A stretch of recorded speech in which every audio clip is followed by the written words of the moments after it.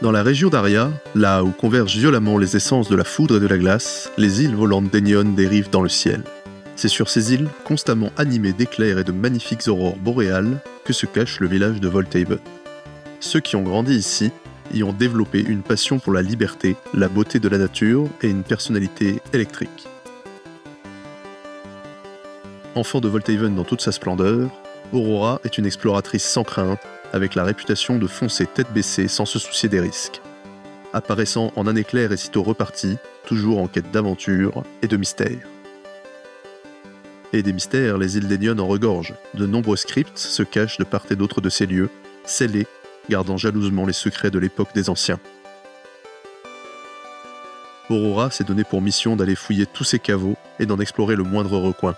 C'est devenu son quotidien d'affronter les golems, d'esquiver les pièges et de trouver son chemin dans les labyrinthes les plus tortueux. Mais ce n'est rien pour elle. Elle est courageuse, déterminée et inarrêtable. Au cours de sa dernière expédition, elle fit la rencontre d'Ocilio, un golem artificiel géant doué d'intelligence, réveillé après une longue hibernation. Elle accepta de l'aider, en échange de quoi il lui livrerait les secrets de ses anciens sanctuaires qu'elle rêve de déchiffrer. Mais pour l'heure, l'exploration est terminée. Il est temps d'aller tout raconter à son ami la barde Mélodie et de célébrer ses nouvelles découvertes avant sa prochaine aventure.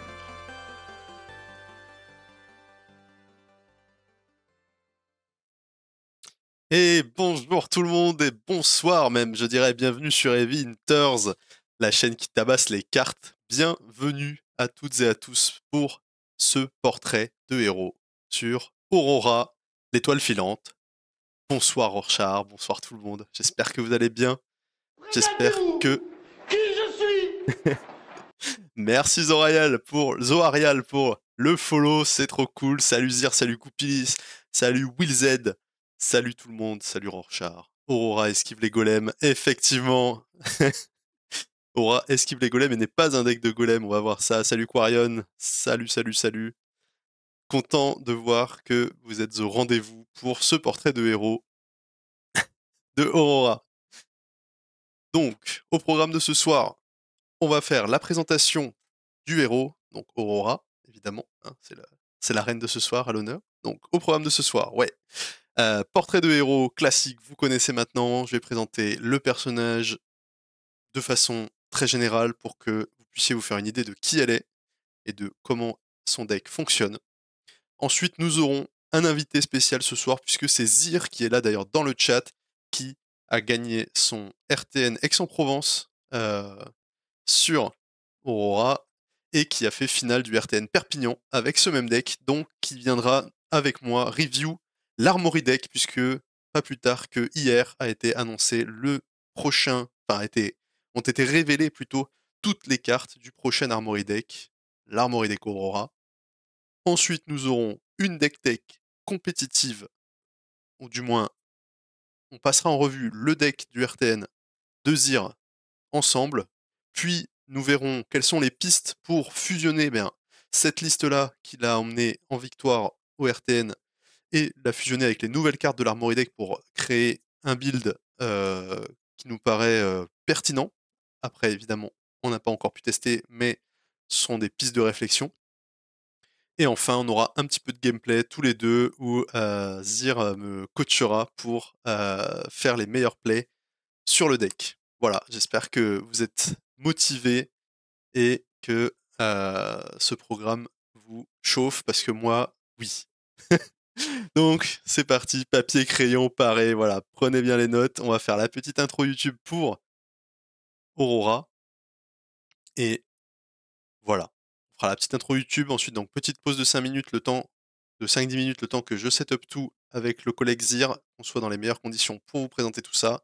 Et après, ce sera direction la cuisine et les tech. Voilà. Donc on est parti pour la petite intro YouTube. C'est parti, 3, 2, 1. Salut YouTube, j'espère que vous allez bien. Et ce soir, on vous présente donc le portrait de héros Aurora Shooting Star. Comme vous connaissez maintenant le format, on va présenter le héros pour que, si vous ne le connaissiez pas du tout, eh bien vous puissiez vous faire une idée de ce que veut faire le deck de comment opère le personnage et peut-être, qui sait, trouver votre vocation parmi le roster de Flesh and Blood. C'est parti. Aujourd'hui, donc, Aurora, qui est-elle? Donc moi je l'appelle l'acrobate insaisissable. Pourquoi? Eh bien parce que c'est un personnage qui va chercher à faire plein de tricks, plein de petits bluffs, plein de petits, poser plein de questions à votre adversaire, qui va l'attaquer sur plein d'angles et qui donc va, essayer de frapper là où ça fait mal, tout en esquivant, les pires répliques de votre adversaire. Quels sont Donc, on va déjà commencer par le texte de héros. Donc, Aurora, c'est la Runeblade élémentaire de foudre. Elle a donc l'essence de foudre. Elle peut jouer donc les cartes Runeblade, les cartes élémentaires et les cartes foudre. Elle a 4 d'intellect comme tout le monde et 40 points de vie comme la plupart des gens. Et que nous dit son pouvoir? Eh bien, une fois par tour en instantané, vous pouvez payer 2 de pitch. Si vous le faites, vous créez un token Embodiment of Lightning qui est juste ici.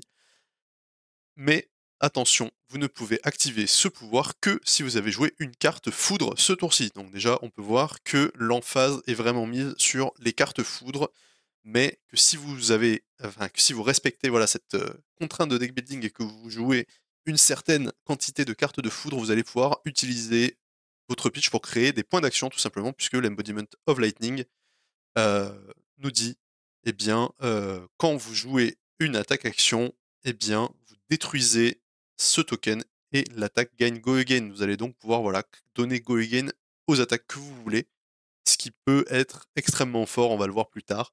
Et donc voilà, en fait, vous pouvez échanger 2 de pitch contre 1 point d'action si vous avez joué une carte foudre.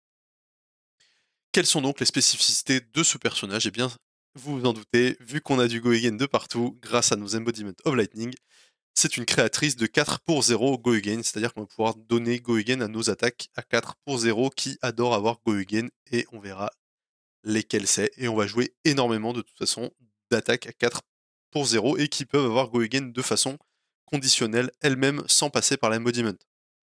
C'est la spécialiste des instants. En effet, déjà, vous pouvez voir son pouvoir de héros est un instant, mais le héros va jouer énormément d'instantanés dans sa liste afin de créer justement ces tricks, de créer de la surprise chez son adversaire grâce à ce que j'appellerais des pirouettes. En effet, elle a vraiment beaucoup d'atouts dans sa manche. Elle a plein de façons de surprendre l'adversaire et de déstabiliser en fait les défenses et de passer au-delà des défenses adverses via moult petits trucs et astuces. Enfin, comme l'intégralité des héros Lame Rune Runeblade, eh bien, elle fait des dégâts mixtes entre l'arcane et le physique, ce qui va encore une fois rendre ces dégâts très complexes à bloquer pour vos adversaires. On a donc un personnage qui veut vraiment, qui va jouer en fait une sorte de jeu de poke, où en fait votre but ça va être de passer des dégâts à l'adversaire, soit de l'arcane, soit du physique et de toucher des hits, mais de plein de façons différentes en mixant voilà les dégâts, les dégâts arcaniques et physiques, les breakpoints relous avec des 4 et des 2 et des choses comme ça, donc vraiment un perso qui est un enfer à bloquer quand on est l'adversaire. Et en plus, voilà, il y a tous les instants qui vont servir un peu de réaction en fonction de comment votre adversaire bloque, comment votre adversaire essaie de vous perturber dans votre plan de jeu. Et bien vous aurez vos instants pour vous aider à naviguer votre partie. En termes de points de Living Legend, donc c'est un personnage qui est sorti il y a 2 extensions sur Rosetta, donc l'extension précédente, et maintenant nous sommes dans la méta Hunted, bien sûr, et qui a déjà 345 points de Living Legends. Mais ce qu'il faut savoir, c'est qu'il en a gagné énormément à la sortie, parce que souvent les decks agressifs vont marquer beaucoup de points quand ils sortent, puisque ce sont des decks que les gens ont du mal à bloquer, puisqu'ils connaissent pas bien ce que peut faire le deck. Et donc elle a marqué énormément de points quand elle est sortie, mais ça s'est un peu ralenti depuis. Donc 345, c'est un deck qui performe bien depuis qu'il est sorti, ceci dit. Donc voilà, c'est vraiment un deck qui grimpe dans les charts sans problème et qui est un excellent deck actuellement dans la méta. Bien que le ban de Viserai, enfin la retraite de Viserai risque de faire bouger beaucoup la métagame. Donc ça, l'avenir nous le dira. Quelles sont les cartes principales d'Aurora? Eh bien, on va commencer par sa spécialisation, elle n'en a qu'une pour l'instant, c'est Arc Lightning. Arc Lightning, c'est une action lame rune foudre qui bloque à 2, qui coûte 0 et qui pitch pour 2, qui est jaune donc. Elle a Go Again et elle nous dit à chaque fois que vous activez Go Again ce tour-ci, infligez un point de dégâts d'arcane à n'importe quelle cible. Vous pouvez cibler aussi les alliés, vous pouvez vous cibler vous-même, mais vous pouvez surtout cibler votre adversaire. La prochaine carte d'action que vous jouez ce tour-ci gagne Go Again. Donc, ce que nous dit Arc Lightning, c'est quoi? C'est on veut faire un max de Go Again ce tour-ci, puisque à chaque fois qu'on va faire Go Again, notamment celui d'Arc Lightning déjà lui-même, nous allons envoyer un point de dégâts d'arcane à l'adversaire. Et en fait, si vous allez voir avec la decklist dans la deuxième partie du programme, on va abuser de ce Go Again le plus possible. Et donc, ça nous fait un effet, voilà, c'est une carte multiplicative qui va nous permettre de faire des dégâts exponentiels en fonction de la taille de nos tours et de la taille de nos mains.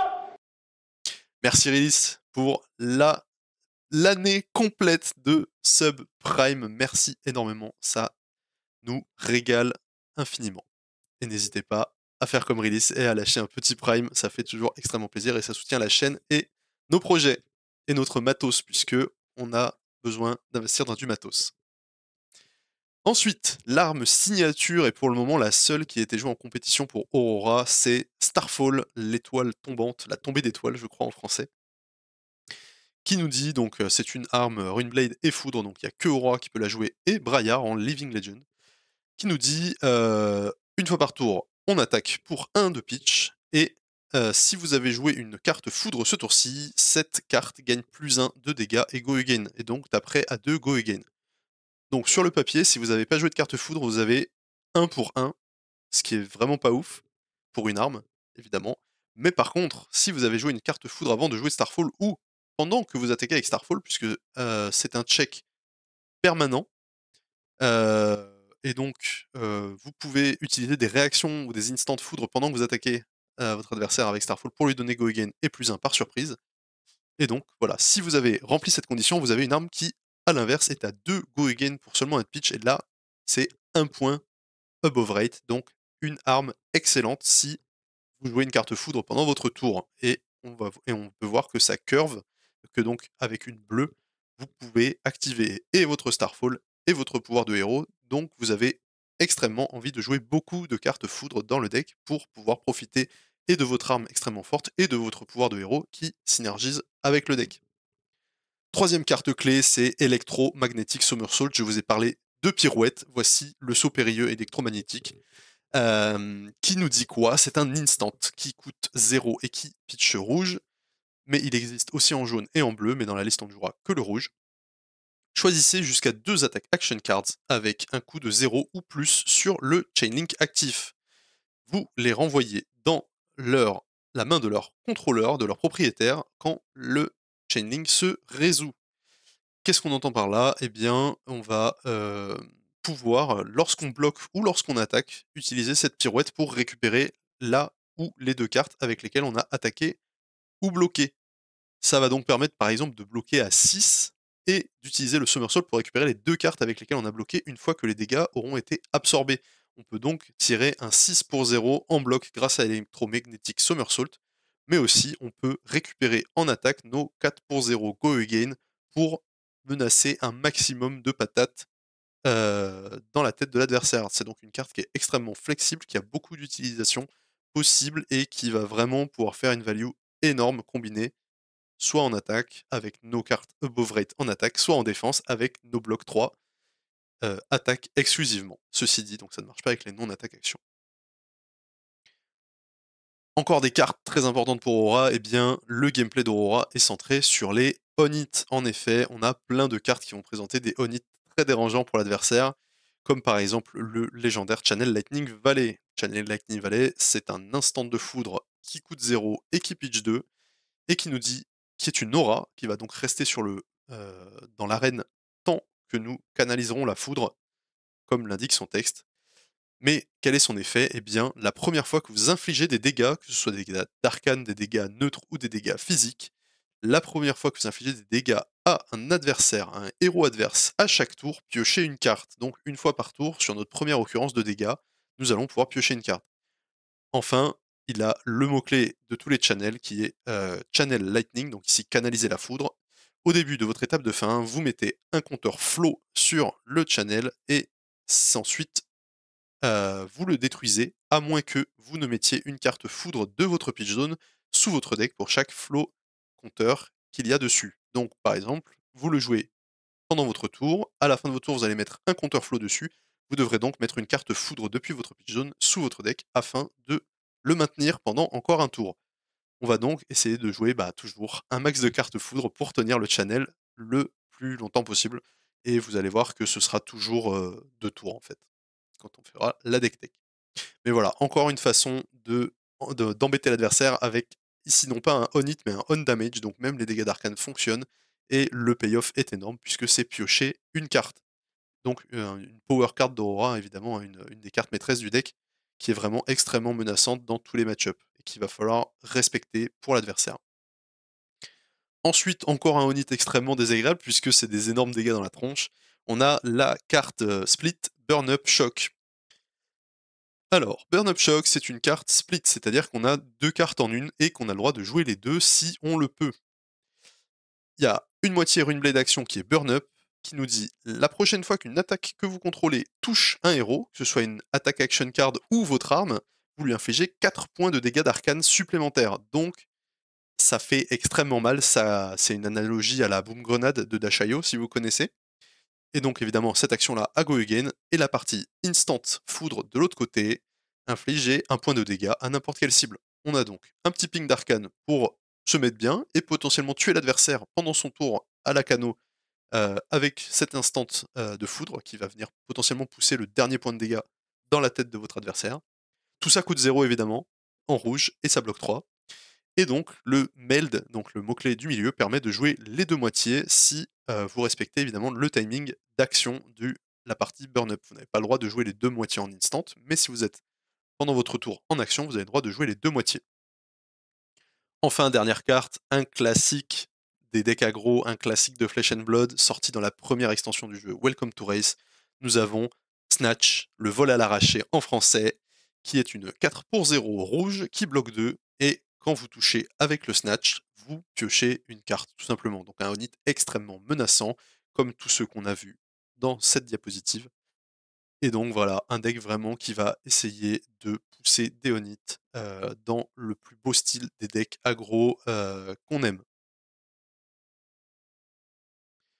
Petit résumé du deck, tout simplement, on a un deck qui est relativement abordable, puisque ça reste un deck agressif, qui veut dérouler son plan de jeu sans trop se prendre la tête, mais, on arrive très vite quand même.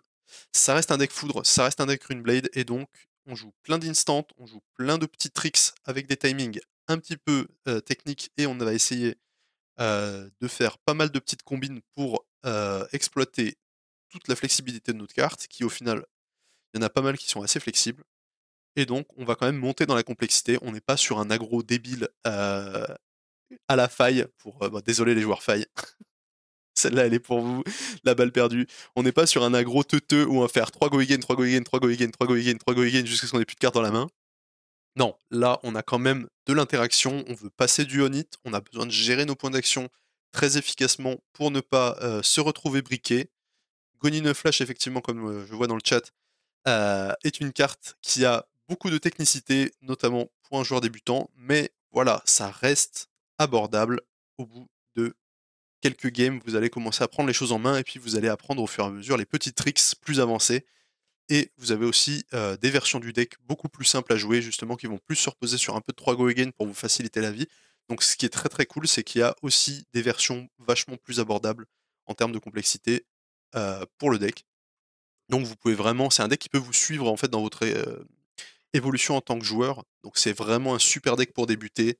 Vous prenez une version plutôt simplifiée, et puis après en fait vous pouvez monter les niveaux de difficulté de manipulation du deck, mais aussi la puissance de votre deck. En termes d'agressivité par rapport à la défense, on a un deck qui est quand même très très basé sur l'agression, même si les dernières versions ont quand même une petite, je l'ai pas mis à full agression, parce qu'en fait ce n'est pas qu'un deck ultra aggro, il y a aussi des spots où on a vraiment envie de bloquer, il y a des mains où on n'aura pas assez de points d'action pour rentabiliser toute notre main. Il va donc falloir un peu bloquer et c'est un deck aussi qui est assez polyvalent en fait, tout simplement. C'est un deck qui se veut très agressif, mais qui peut aussi endosser un rôle vachement plus tranquille et tendre un petit peu vers le mid-range même selon certaines configurations de sideboard. Et donc bon, je l'ai pas mis à fond, même si vraiment c'est un deck qui est là pour passer des hits, passer des points de dégâts d'arcane, etc., passer des DOM en fait, tout simplement. En termes de value brute contre interaction, on est vraiment sur un deck très interactif, puisque l'objectif, comme je ne cesse de le répéter, c'est de passer des on-hit. Donc en fait, notre value va surtout venir du fait d'arriver à faire traverser nos attaques à travers les défenses adverses et à passer des petites touches qui vont faire de gros impacts, comme avec un burn-up par exemple, qui va transformer un simple petit point de dégâts qui passerait en 5 points de dégâts avec le bonus de 4 points de dégâts d'arcane. Donc on a vraiment un deck très interactif, mais qui quand même joue énormément de 4 pour 0, dont des 4 pour 0 go again, donc il va aussi quand même jouer une belle value sur la partie et qui va pouvoir créer de la value même si votre adversaire ne fait que vous bloquer avec brio. Sur la rigidité contre la flexibilité des slots, malheureusement c'est un deck qui est quand même assez rigide sur ce qu'il peut jouer. En effet, on est obligé de jouer beaucoup de lightning dans le deck, sinon déjà on n'a pas de point d'action puisqu'on ne pourra pas utiliser notre pouvoir, on ne pourra pas rentabiliser notre arme Starfall, donc on a quand même des grosses contraintes sur le deck. En plus, il faut jouer souvent des instants pour rentabiliser Gone in a Flash, nos starters pour avoir plus de starters, etc. Donc c'est quand même un deck qui est assez contraint dans les possibilités qu'il a, mais on a un petit peu de flexibilité. En effet, comme je vous l'ai dit, on a des plans de sideboard où on passe sur une version qui est vachement plus défensive, même si c'est pas la reine de la défense, évidemment, hein, c'est pas une Aurora, elle va pas vous fatiguer en bloquant, évidemment, mais on a quand même un petit peu de flexibilité pour avoir un plan de jeu qui va varier de mid-range agressif à vraiment très aggro. Donc on peut quand même on a un peu de marge de manœuvre sur ce qu'on fait en fonction des match-ups qu'on va affronter. En termes de prix, on est quand même sur un deck qui est assez coûteux puisque la version très optimisée est aux alentours de 1000 €, donc ça commence à faire un sacré budget. Mais si vous voulez quand même un deck très très compétitif, mais pas avec les énormes staples génériques comme Warmonger's Diplomacy, celle-là je la ressors à toutes les vidéos, à toutes les présentations de héros, il y a Warmonger's Diplomacy qui ressort sur le devant. Ah oui, mais même en plus maintenant il y a Shelter from the Storm aussi qu'on peut jouer, donc en fait le budget full opti va encore exploser un peu plus avec environ je pense 1200 balles. Mais si vous n'avez pas les shelters, vous pouvez les remplacer par d'autres défenses réactions comme Sing Below qui valent rien du tout et qui sont exceptionnels aussi. Vous avez pas Warmonger's Diplomacy, eh bien l'Armory Deck est là pour vous. En effet, on va voir qu'il y a un superbe remplacement à Warmonger Diplomacy qui fait pas du tout la même chose, mais qui quand même remplit le même spot, voire même mieux, et qui va peut-être éclipser cette fameuse carte. On a donc peut-être une baisse du budget compétitif full opti, mais vous pouvez avoir quand même un deck très compétitif déjà. Rien que l'Armory Deck est vraiment solide et va vous aider à récupérer beaucoup des cartes dont vous avez besoin pour euh, monter le deck. Et après, vous pouvez augmenter votre deck au fur et à mesure de vos achats, tranquillement. Mais l'Armory Deck est déjà très raisonnable, on va le voir tout à l'heure. Les forces et les faiblesses d'Aurora, eh bien, en point fort, on l'a vu, on l'a répété, énormément de Onit très puissant. En effet, on a plusieurs façons de piocher en Onit avec le Channel, avec le Snatch. On a des Onit très explosifs avec Burn Up, donc vraiment un deck qui tire le gros de sa value sur les Onit. On a aussi Static Shock qui inflige des dégâts d'arcane Onit, donc voilà, vraiment beaucoup de Onit. Un deck très difficile à bloquer pour votre adversaire grâce à ses breakpoints, donc beaucoup d'attaques difficiles à bloquer parce que énormément de 4 de force, ou de 5 de force, ou des 2 de force, donc vraiment, en fait, il n'y a pas de 3 dans le deck, donc les blocs faciles, ça n'existe pas. Et en plus, on a des dégâts mixtes grâce à l'arcane du Runeblade, donc vraiment, c'est une purge d'arriver à tout bloquer pour notre adversaire. Et en plus, on a tous les tricks dont on a parlé grâce aux instants de foudre. En plus, c'est un deck qui est assez évasif et qui peut être dur à disrupt grâce à ses instants, mais aussi grâce à ses équipements. C'est un personnage qui a accès à beaucoup d'armure grâce au Runeblade, qui a accès à la Crown of Providence pour se protéger de la disruption d'Arsenal. Donc on a un deck qui est vraiment aussi assez résilient en fait, c'est ce qui fait aussi sa force. Vraiment, c'est un deck qui est très bon, hein. Faut pas se le cacher, là, c'est pressenti pour être un des top méta de la méta Hunted. parce que en fait c'est un très bon deck aggro qui est très chiant à bloquer pour l'adversaire et qui en plus est vachement plus résilient que d'autres decks agressifs. Donc vraiment un deck très polyvalent, très bon sur beaucoup de points. Et en plus, grâce à son pouvoir de héros, on crée du Go Again et il y a plein de cartes génériques qui adorent avoir Go Again et qui vont vous permettre de rentabiliser vos embodiments comme jamais et vos Arc Lightning aussi, puisque Arc Lightning donne Go Again à votre prochaine action. Les exemples, on a Unlightened Strike. En effet, si vous choisissez le mode piocher une carte et que vous avez déjà Go Again, vous avez tout gagné. Vous avez fait un 5 pour 0 Go Again. C'est extrêmement fort, puisque vous remboursez la carte que vous mettez sous votre deck via E-Strike en la repiochant grâce à l'effet de E-Strike. Vous avez Snatch. Snatch, c'est très fort, mais Snatch Go Again, ça fait encore plus peur. Et vous avez une des stars du deck, une des stars un peu cachées du deck pour détruire les decks défensifs. C'est Exude Confidence, qui était une carte star de Braillard, sa mère spirituelle un petit peu dans les Runeblade très agressifs Lightning. Eh bien, Exude Confidence en début de chaîne avec Go Again pour un adversaire qui avait envie de jouer ses défenses réactions, c'est terrifiant puisque tout simplement il va pas pouvoir le faire. Exude va le bloquer et j'ai déjà eu des tours contre des Enigma où la Enigma a dû se rester avec ses défenses réactions dans la main. Elle en avait deux, elle a rien pu faire et son tour suivant elle a dû le passer puisqu'en fait elle ne pouvait rien faire de ses défenses réactions. Elle était coincée avec sa défense réaction de l'arsenal et ses deux défenses réactions dans la main à cause d'Exude Confidence et évidemment des tours aussi catastrophiques, ça fait perdre une partie instantanément. Donc vraiment Exude, une carte extrêmement forte contre les decks qui voudraient jouer une pléthore de défense-réaction pour s'aider à bloquer vos breakpoints relous. Ceci dit, Aurora, ce n'est pas non plus Dieu sur Terre, elle a quelques points faibles fort heureusement. En effet, elle ne choisit pas forcément quand elle peut bloquer. Elle joue beaucoup d'instants, les instants ça bloque pas, elle joue beaucoup d'attaques qui ont 2 de force, 2 de bloc, pardon.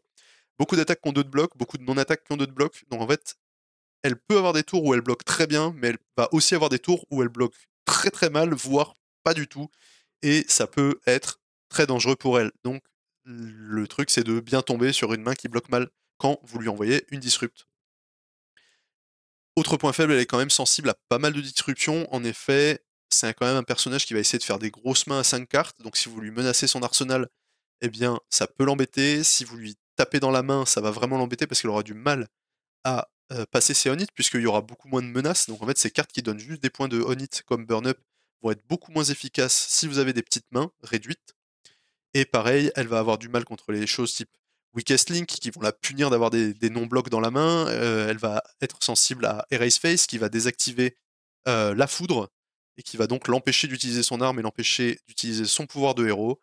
Donc quand même, il y a pas mal de on-hit qui vont pouvoir aller l'embêter assez facilement. Donc c'est un personnage qui quand même, voilà, elle peut se retrouver avec des mains en fait catastrophiques où votre adversaire vous envoie une disruption et vous avez une main qui bloque pas. Et en plus, votre main, si vous prenez la disruption que vous envoie l'adversaire, votre tour s'effondre et voilà, c'est la catastrophe. Donc des fois, il se passe des choses très tristes quand vous jouez Aurora. Et enfin, c'est un personnage qui a besoin de starter lightning, donc de cartes lightning pour démarrer son tour, pour pouvoir utiliser son pouvoir, son épée à plein potentiel, ou d'avoir du go again tout simplement. Et parfois, en fait, la decklist étant quand même contrainte, et ben des fois vous piochez des mains, vous n'avez pas de starter et vous avez un peu de mal à tout rentabiliser parce que vous avez des blocs 2, donc vous bloquez pas très bien, mais en même temps vous pouvez pas attaquer puisque vous n'avez pas assez de points d'action dans votre main pour rentabiliser toute votre main, donc vous devez faire des fois des choix un peu difficiles, un peu du moindre mal. Mais malgré tout, je trouve que ces points faibles sont vraiment éclipsés par ses points forts en ce moment. Le deck est vraiment excellent. Le deck est hyper fun à piloter. C'est vraiment un super perso. Je trouve que c'est vraiment un design de deck aggro que j'aime beaucoup, les decks aggro interactifs comme ça, basés sur Léonite. Pour moi, j'ai vu dans le chat qu'on avait du mal à la retrouver très Runeblade et que ça ressemblait à du gameplay ninja. Je suis pas tout à fait d'accord. Je trouve que ça ressemble beaucoup plus à du gameplay Dash.io en fait. Parce que comme Dash.io, vous allez poser des cartes qui vont dire ok maintenant si je te touche, il va se passer une horreur. Et en fait, vous avez vraiment un deck qui va se baser sur les breakpoints, sur esquiver l'armure adverse, esquiver les défenses adverses, et vraiment essayer de passer des hits, juste passer, parce qu'un point va se convertir en énormément de value, énormément de valeur. Donc, pour moi, c'est vraiment un hybride entre Runeblade, Ninja. Effectivement, il y a un petit côté ninja parce que vous allez essayer de faire des grosses combats chain, mais surtout Runeblade et Dash.io, je trouve. Vraiment, pour moi, sa sœur spirituelle, c'est vraiment elle. Et enfin, évidemment, grande nouvelle, hier, on nous spoilait, on nous révélait toutes les cartes de l'Armory Deck Aurora. Et donc, on a plein de nouvelles cartes à vous montrer ce soir. La première, qui est la première à avoir été révélée il y a quelques temps, c'est la Skyward Serenade, la Sérénade au ciel, qui est une action Runeblade Foudre, qui coûte 0 et qui pitch 2, qui bloque 2, qui a Go Again et qui dit choisissez 2 parmi 3 modes.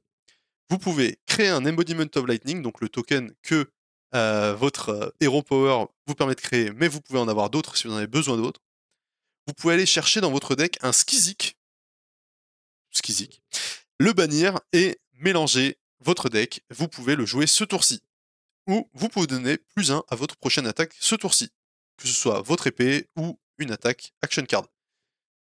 Franchement, bon, si on sait pas ce que c'est Skizik, on sait pas trop ce que ça fait, mais en vrai, sur le papier, ça a l'air d'être une assez bonne carte pour justement jouer avec le Skizik qui a été révélé en même temps, évidemment.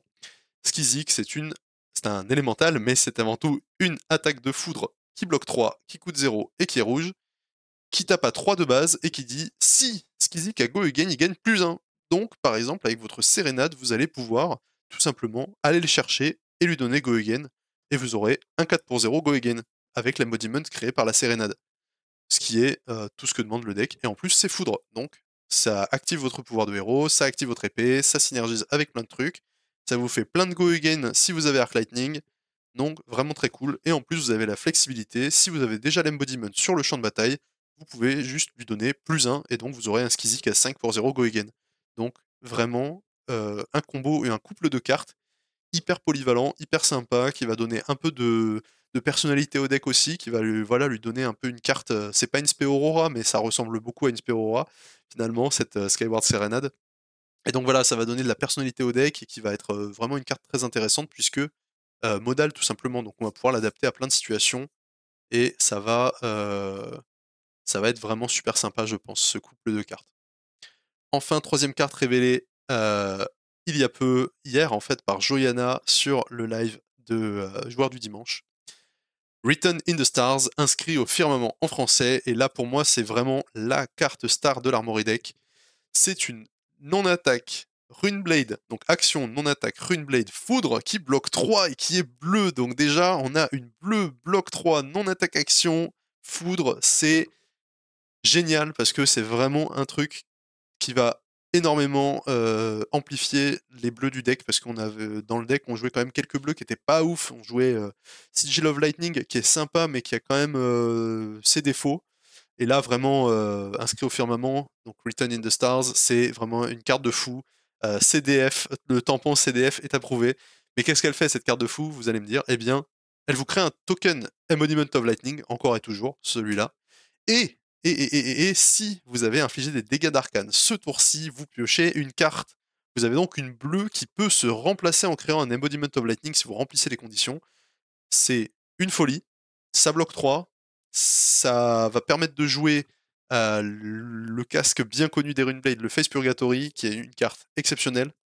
En plus, si vous combinez Written in the Stars avec Arc Lightning, et bien en fait vous lui donnez Go Again, puisque Arc Lightning peut donner Go Again aux actions qui ne sont pas des attaques.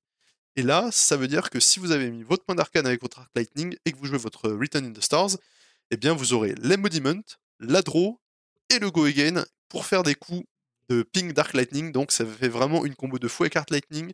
C'est un super finisher de ligne pour piocher une carte à mettre directement dans son arsenal en ayant l'Embodiment directement.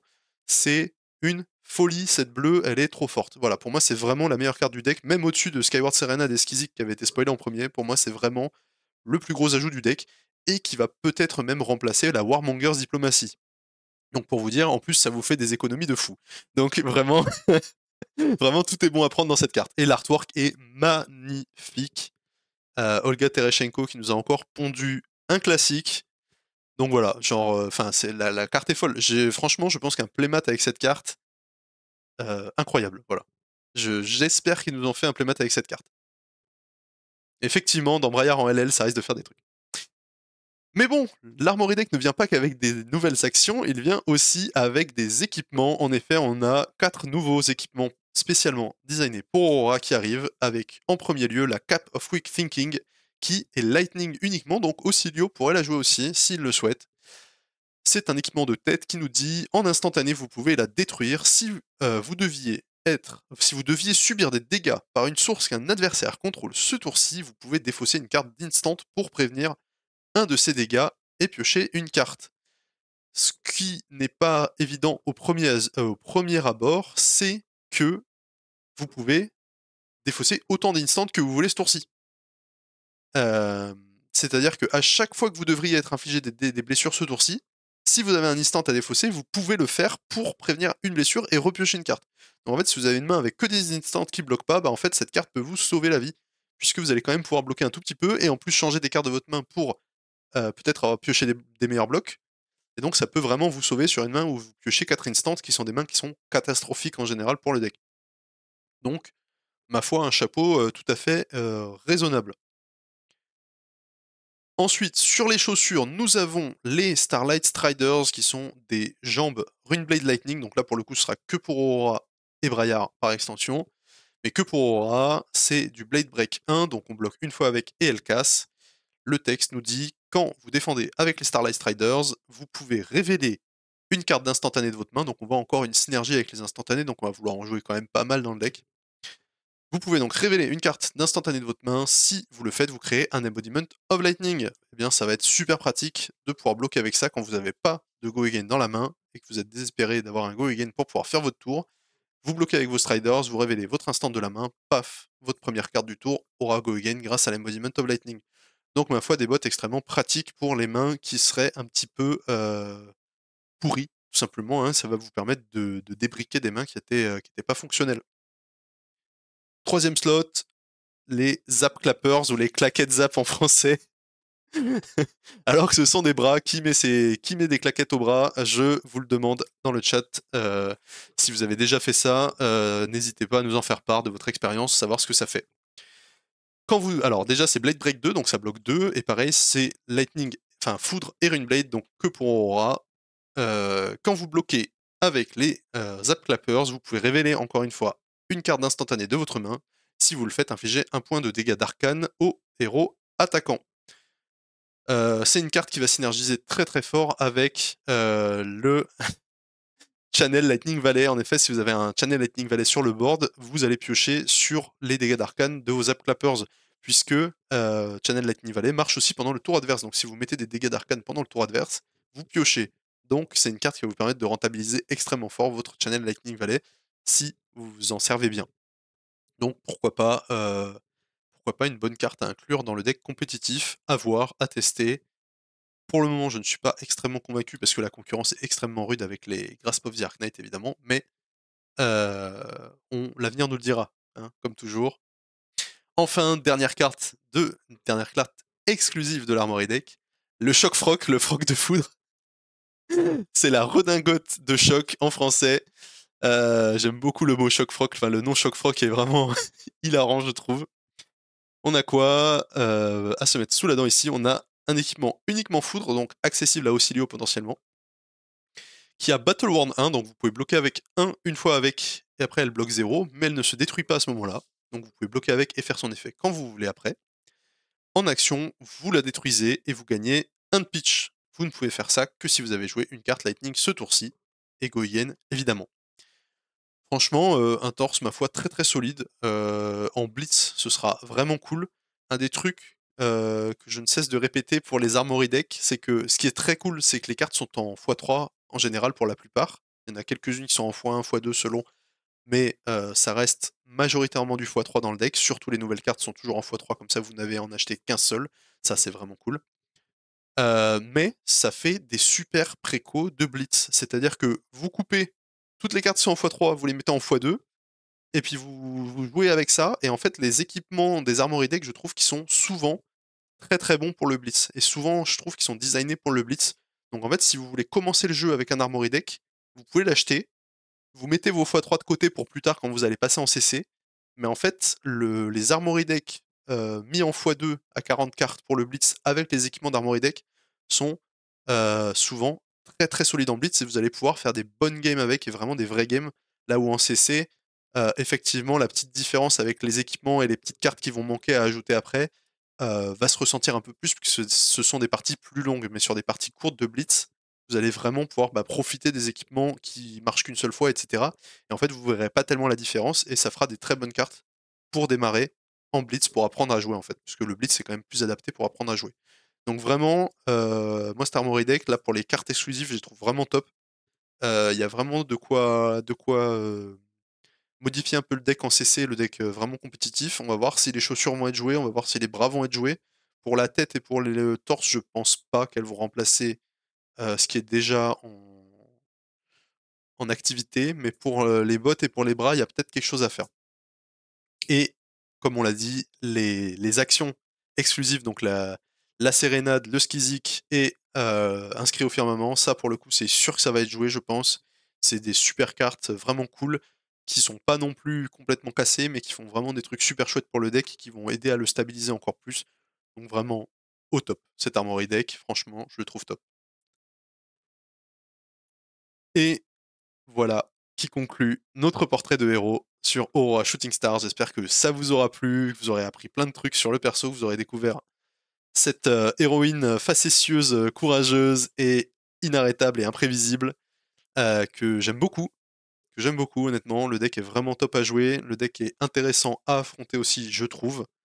Donc, vraiment un super design de héros pour ma part. Et en plus, c'est accessible, plutôt accessible aux débutants. Voilà, j'espère que vous aurez kiffé autant que moi. Et je vous fais des gros bisous surtout. À très très bientôt sur Heavy Hunters sur YouTube. Bye bye.